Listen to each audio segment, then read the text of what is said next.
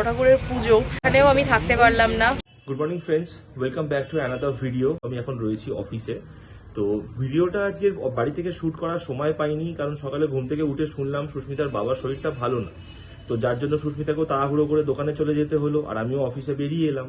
আর এদিকে আজকে শ্রাবণ মাসের যেহেতু প্রথম শনিবার, তো বাড়িতে আজকে বড় ঠাকুরের পুজো, তাই সমস্ত জোগাড় জান্তি আজকে মা আর লাভলি দুজনে মিলে করছে। আমি আজকে সকাল থেকে একদমই ব্লগ শ্যুট করার টাইম পাইনি। সকালবেলা ঘুম থেকে উঠলাম, মা ফোন করে বলল যে বাবার প্রচণ্ড শরীর খারাপ, জ্বর এসেছে। আমি তাড়াহুড়ো করে দোকানে বেরিয়ে এলাম।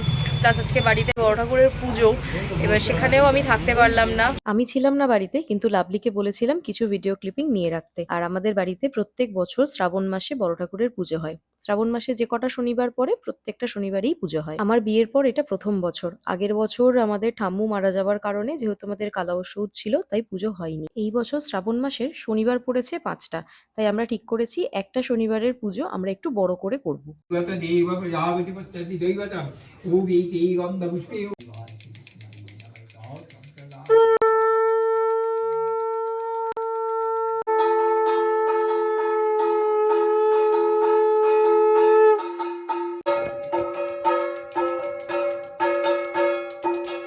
আজকে সারাটা দিন কি একটা যেন হচ্ছে। সকালবেলা উঠে শুনলাম যে বাবার ওরকম শরীর খারাপ, তারপর আমি চলে গেলাম, পুজোয় থাকতে পারলাম না।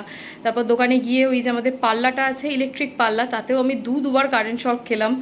মানে সে যেন মাথা পর্যন্ত ঘুরে গেছে মনে হচ্ছিল, এত জোরে শকটা খেয়েছি। এতেও ফোন করেছিলাম বাবার খবর নেওয়ার জন্য, ডাক্তার দেখিয়েছে আর এখন জ্বরটা আগের থেকে অনেকটা কমেছে। দেখা যাক এরপর কি ট্রিটমেন্ট করানো যায়। বারবার এই জ্বরটা হওয়া তো ঠিক নয়। যাই হোক, যাই গিয়ে এবার লাঞ্চটা করি। বাড়ি যাওয়া থেকে দোকান আসা অবধি টাইমটা কোথা দিয়ে পার হয়ে যায়। এখন বাজে একদম 5টা, আর 5টার মধ্যে আমি একদম দোকান খুলে দিয়েছি। যদিও বাবা তো 4টের মধ্যেই দোকান ওপেন করে দেয়। অফিস থেকে চলে এসেছি, একটু ফ্রেশন আপ হয়ে নিলাম। এবার যাবো একটু সুস্মিতার কাছে, ও রয়েছে দোকানে। তো একা একা বসে বোর হচ্ছে, একটু গিয়ে ওকে সঙ্গ দিই। সেই ব্যবসা করছিস তো সকাল থেকে আজকে? কত টাকার বিজনেস করলি? হ্যাঁ, অল্প আধটু। একদিনে চোখ মুখ তো পুরো টসকে গেছে। প্রবলেমটা এমনি বসে থাকাটাই মেন সমস্যা।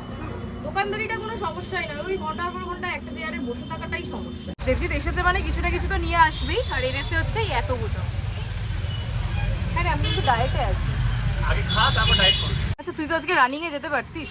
তুই নেই, একা একা ভালো লাগে ছুটতে যেতে, ওই জন্য চিপস এনজয় করছি। কোনো কথা হলো, মানে আমি নেই বলে ও ছুটতে যাবে না? আরে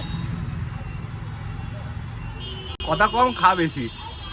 আমাকেও করতে দেবে না, ও নিজেও করবে না। সারাদিন পর বাড়িতে ঢুকলে এত রিল্যাক্স লাগে, মনে হয় এইবার আর কিচ্ছু করবো না, সোজা এসিটা চালাই আর শুয়ে পড়ি। আরে ডিনারে কি আছে? আজকে 2 দিন ধরে শুধু নিরামিষ খাচ্ছি। লুচি, আলুর দম, বেগুন ভাজা, তার সঙ্গে জিলিপি ফ্রি ফ্রি ফ্রি।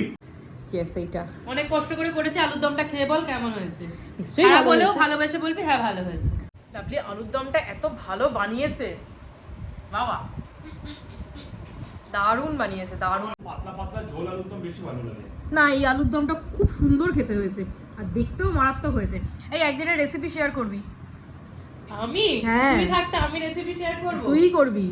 এই সবে জাস্ট ডিনারটা কমপ্লিট করলাম। আজকের মতো ব্লগটা এখানেই শেষ করলাম। যদি ভালো লাগে তাহলে প্লিজ একটা লাইক করে দিও, সবার সাথে শেয়ারও করো, আর কমেন্ট করে জানিও কেমন লাগলো। চ্যানেল থেকে দেখো তাহলে একটা সাবস্ক্রাইব করে দিও, আর যদি পেজ থেকে দেখে থাকো তাহলে প্লিজ একটা ফলো করে দিও। আজকের মতো টাটা, দেখা হবে আবার অন্য কোনো ব্লগে।